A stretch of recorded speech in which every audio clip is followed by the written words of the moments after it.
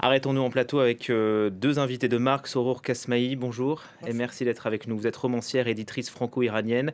Vous dirigez la collection Horizon Persan consacrée aux littératures iraniennes et afghanes aux éditions Actes Sud. Vous connaissiez très bien Marjane Satrapi. On imagine la difficulté pour vous d'être ici en plateau, mais on vous remercie. Elle avait notamment illustré le premier livre que vous avez sorti, Le cimetière de verre, chez Actes Sud. Ça remonte à 26 ans, c'était dans les années 2000. À vos côtés, Reza Degati, bonjour. Merci beaucoup, Bonjour. monsieur, d'être Bonjour. sur France 24. Vous êtes photographe franco-iranien et comme Marjane Satrapi, je crois aussi que vous aviez fui le régime quelques années après le début de la Révolution. On a entendu la voix de Marjane Satrapi, on a entendu aussi les voix dans Persépolis et notamment la grand-mère de Marjane Satrapi. Dans la vie, dit-elle, tu rencontreras souvent des cons. Reste digne et intègre à toi-même. C'était le conseil de la grand-mère. Elle est restée fidèle à ses valeurs, à qui elle était jusqu'au bout. Absolument, absolument. Et finalement, elle est morte d'amour pour son grand amour de sa vie, Mathias Ripa. Excusez mon émotion, j'arrive pas encore à croire que Marjane n'est pas là. Marjane, c'était quelqu'un de très intègre.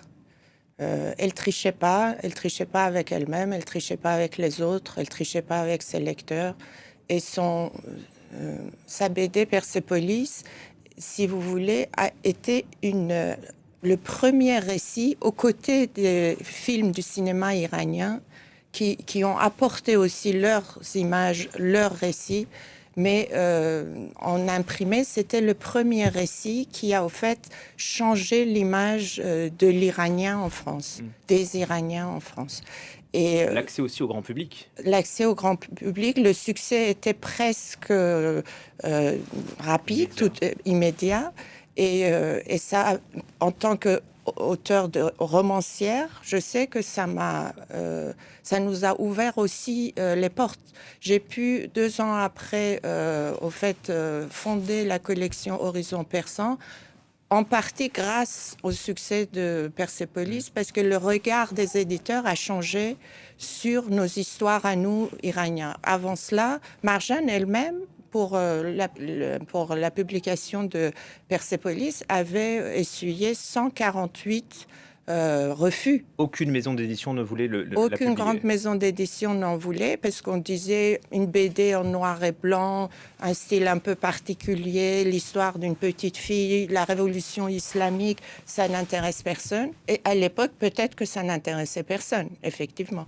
Mais Marjane a brisé cette glace, a ouvert cette voie et on a pu ensuite, je le dis vraiment, j'y crois, je le dis vraiment sincèrement, on a pu ensuite raconter nos histoires, apporter nos récits et changer cette image qu'il y avait en France de cette révolution, les malentendus qu'il y avait et puis voilà et je pourrais dire après beaucoup de choses sur comment on a commencé toutes les deux à la promotion de nos livres, mais Oui, que Reza, Reza Degati, raconter. peut-être écoutons, enfin, par ma voix, Emmanuel Macron, qui salue une immense artiste qui avait transformé une enfance iranienne en fable universelle. Et c'est un peu ce que vous disiez, Persépolis, c'est rentré dans la mémoire collective. Comment est-ce que vous l'expliquez que les gens se soient autant, pas reconnus, mais en tout cas, ils aient adhéré à cette histoire parce que c'était Marjane Satrapi, parce que c'était elle qui savait raconter. Bon, quand j'étais enfant en Iran, il y avait un mot qui me revient depuis ce matin, que je voudrais en parler. On disait Derkard. Derkard en persan, ça veut dire il ou elle est mort de chagrin. Et ça, c'est vraiment depuis ce matin que j'ai entendu l'histoire de Marjane. Ça me revient ce mot en disant combien c'est fort cette attitude. Et pour nous, les Iraniennes, mais aussi pour l'ensemble des artistes quelque part visuels dans le monde, Marjane était devenue une vraie symbole de innovation déjà. Son travail, c'était très innovant, par façon où elle est venue. C'est pour ça que, comme Soror disait, elle a eu 148 refus, parce que quand on est innovant, des fois, on heurte un refus qu'on ne comprend pas pourquoi, mais finalement on arrive. Excusez-moi, mais innovant pourquoi dans son stylo, dans la manière de raconter les choses? Innovant d'une part par son travail, déjà, comme je disais, un travail BD noir et blanc. Oui, noir et blanc. Avec des histoires qui étaient quand même assez tristes, quelque part. Mais aussi, ça montrait je dirais, joie de la révolution, joie d'aller contre le régime établi. Mais plein d'histoires qu'elle racontait, ce sont aussi des histoires que quelque part, moi ou Sorour, ou beaucoup nous avons vécu dans notre enfance, ou quand le régime islamique est arrivé. Oui, Marjane, au fait, elle avait un style très particulier à elle. Et par la suite, elle a tellement impacté ce monde de la BD que beaucoup de gens l'ont suivie. Elle avait vraiment des fans qui un peu suivaient. Comme Riyad Satouf, là. Absolument, Ouais. absolument, qui étaient influencés par Marjane. Elle recevait encore des œuvres. Elle disait, voilà, ce sont des gens qui pensent que c'est grâce à moi qu'ils font de la BD. Au fait. Elle avait ouvert quelque chose. Absolument. Avec un sens de l'humour qui lui appartenait, incroyable. Vraiment incroyable. Incroyable, parce Alors que qu'elle parlait de choses très graves. elle avait essayé avant la BD, une fois elle m'a raconté ça, je ne sais pas si encore c'était une espièglerie ou c'était vraiment la vérité, elle m'avait dit, tu sais, j'ai essayé plusieurs fois à en faire un roman, c'est-à-dire sans le dessin, même si dès son enfance elle dessinait tout le temps. Mais elle me dit, c'était devenu à mourir d'ennui. Et c'est vraiment ce dessin qui donnait cet humour, qui apportait de l'humour, qui apportait cette espièglerie qui était au fait sa caractéristique principale, Marjane. Même quand elle parle de la mort, vous avez passé donc l'extrait, elle en parle avec humour. Et d'ailleurs, moi, elle me disait toujours, s'il n'y avait pas la mort, il n'y aurait pas de l'humour. C'est ça la raison Et donc, elle était vraiment... Elle a inauguré, on peut dire, une école de BD. Et d'ailleurs, moi, je ne sais pas ce que tu en penses, mais ce noir et blanc, c'était pas juste un choix comme ça. Ça venait de cette révolution qui était en noir et blanc. D'abord, cette couleur noire était imposée par le régime de Khomeini pour toutes les femmes, mais même les hommes devaient apporter, parce qu'il y avait tout le temps, on allait de deuil en deuil. Donc, il fallait porter cette chemise noire, ce pantalon noir. Et d'ailleurs, et aussi le discours de ce régime qui voyait le monde en noir et blanc, entre bien et mal. Et donc tout vient de là. C'était pas juste un choix artistique imposé à son travail. Ça venait de absolument. Il y avait aussi en Iran, on disait à cette époque-là, à quoi bon acheter un télé en couleur parce que tout ce qu'on voit, c'est en noir et blanc. Exact. Ça, c'était le cas. Elle explique aussi dans Persépolis, après son exil en Europe, elle est partie en 1984, je crois. Elle est partie d'abord pour faire ses études. Pour faire ses études, Ça, mais elle a c'était quitté pas l'Iran. tellement un exil. Voilà. Et elle est revenue. Mais en tout cas, ce qu'elle explique, c'est qu'elle a fait face aussi à l'intolérance, au racisme. Oui. Peut-être que vous aussi, Reza Degati, vous l'avez vécu. Mais Persépolis, c'est aussi ça. C'est aussi un message contre l'intolérance. Oui, c'est aussi le récit de jeunes européens ou de jeunes arrivant en Europe, parce qu'après, elle devient punk, elle raconte aussi ses histoires, ce rejet de la société pour ses choix. Donc, beaucoup de gens, aussi bien des jeunes Iraniens que des jeunes Européens, s'identifier avec le récit de Marjane, ses histoires d'amour, la difficulté de vivre dans une autre société, tout cela. Mais Marjane est revenue en Iran après ses études scolaires, parce qu'elle avait 14 ans quand ses parents l'ont envoyée à Vienne. Après le bac, elle revient en Iran. Elle fait ses études artistiques à l'université de Téhéran, à la faculté des Beaux-Arts. Ouais. Et puis, en 1994, elle revient en France.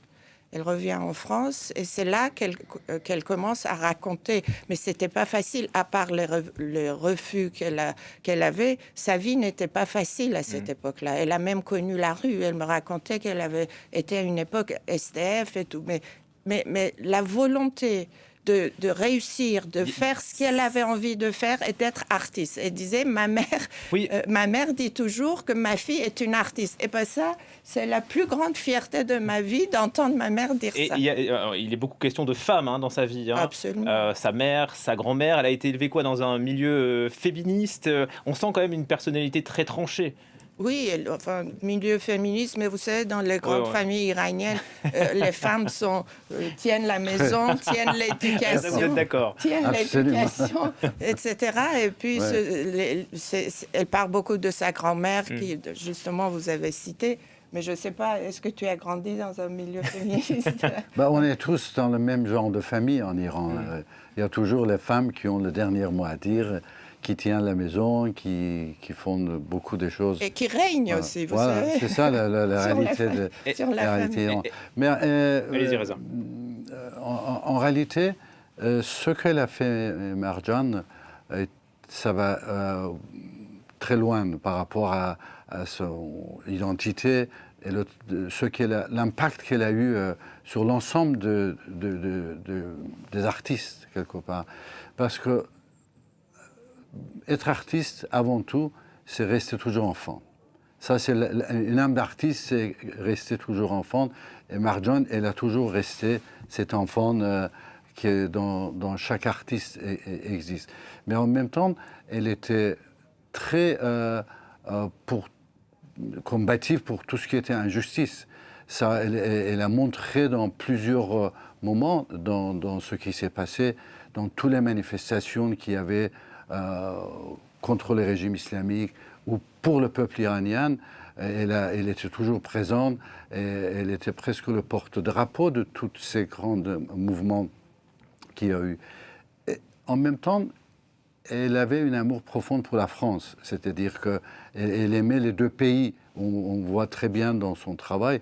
D'ailleurs, son refus de Légion d'honneur pour moi. Alors parlons-en, parce que ça fait beaucoup parler. Elle avait donc refusé la Légion d'honneur parce qu'elle disait que la France avait une politique hypocrite avec les Iraniens. Ça a été mal compris. Parce que la France ne donnait pas beaucoup de visas aux Iraniens en difficulté en Iran qui se battaient contre le régime.